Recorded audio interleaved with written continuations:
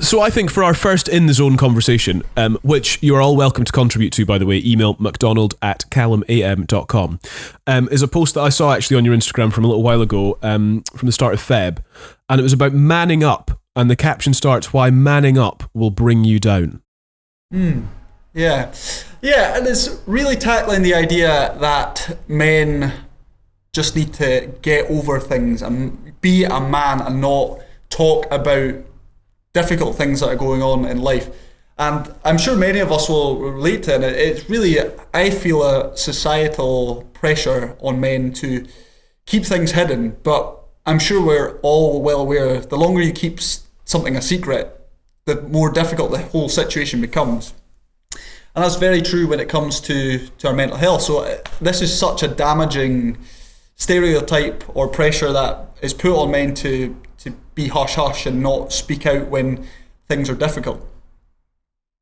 So I think at its core, it sort of, it erodes, it plays on your sense of self-worth. So if you're trying to say something and somebody would like snaps back and says, "Oh, man up," in a sort of suggestion to deal with it better, to get over it, it's sort of just undermining your own confidence and suggesting that opening up isn't a, in inverted commas, manly quality. Yeah, and it's also suggesting that you are weak by saying to someone, "Man up."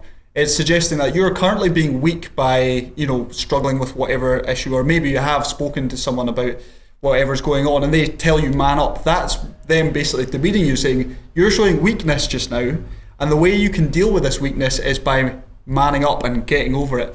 But as I've kind of said, it's such a damaging attitude and belief to have that men shouldn't speak about these issues. I think the biggest indicator of this is that suicide rates in men are much higher than they are in comparison to women. And I think generally speaking, part of the reason behind that is because women speak more freely about their emotions, about any difficulties, whereas men are a lot more shut off, whether that's because of their own belief that I shouldn't tell anyone, or if it's a pressure from other people or concern about being judged for opening up. So this, your post on Instagram, like coincided with its Time to Talk Day as well, I think, which is just a really interesting concept, because I think more and more the conversation around mental health and well-being is that it's encouragement to talk.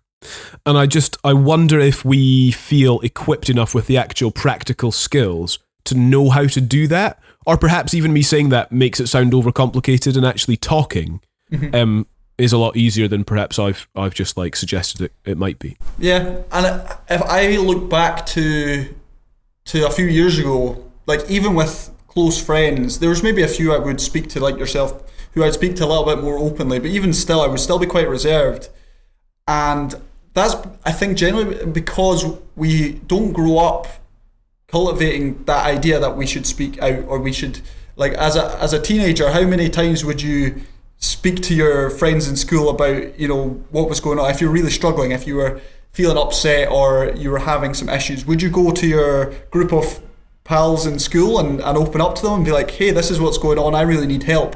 Absolutely not, because it's not something that we've grown up to think is actually okay to do. We sort of grow up not knowing how to do it, and so suddenly to then, I guess, in a moment of need and in a moment of difficulty, to then try to understand how to then do it. What would you say to somebody who perhaps is kind of in that place now where they're sort of edging towards the idea of wanting to speak to somebody, how you actually go about perhaps doing that practically? Yeah, no, that's a good question, because obviously it's a really daunting thing. If you've never spoken to anyone about it, then the idea of talking about this issue, which to a lot of people might be hidden at the moment, or they might not even be aware, that is obviously extremely scary.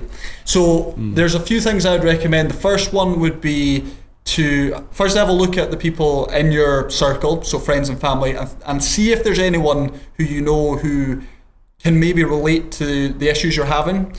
It's something that's really powerful. If you can find someone who has been there and understands what exactly you're going through, they will just give you a little bit more confidence in what you're saying, and you'll feel a lot more at ease to open up, because they will reaffirm the fact that, yeah, it's okay you're feeling like this. I've been there myself and I know exactly what that's like.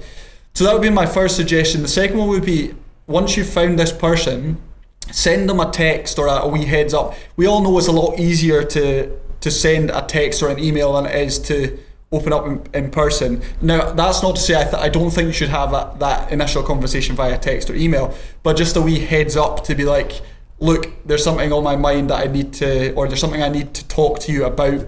And that, in that way, that person is then going to potentially they're going to bring it up rather than you having to bring it up out of the blue.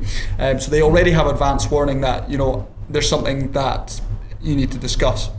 The last thing I'd say that could be really helpful is to write it all down as well. I think often, particularly when it comes to mental health issues, it can be difficult to speak freely. There's so many things going on in your head. There's so many things you want to say, or so many difficulties that you're facing in trying to word things, because often when you're describing what's going on, you feel like it doesn't quite do it justice. So to overcome that, a useful thing that you could do is actually just to write everything down first, get all your thoughts and everything just onto a bit of paper, and that way when it comes to having that conversation, you can have that piece of paper with you, and if you're struggling to convey what's going on, you can obviously use that paper just to kind of remind yourself of the key points or your key issues, and just talk through it that way, and that's going to help with the conversation more generally. Have you struggled in the past with the idea, or with being told to man up, and with not sort of sharing your own feelings?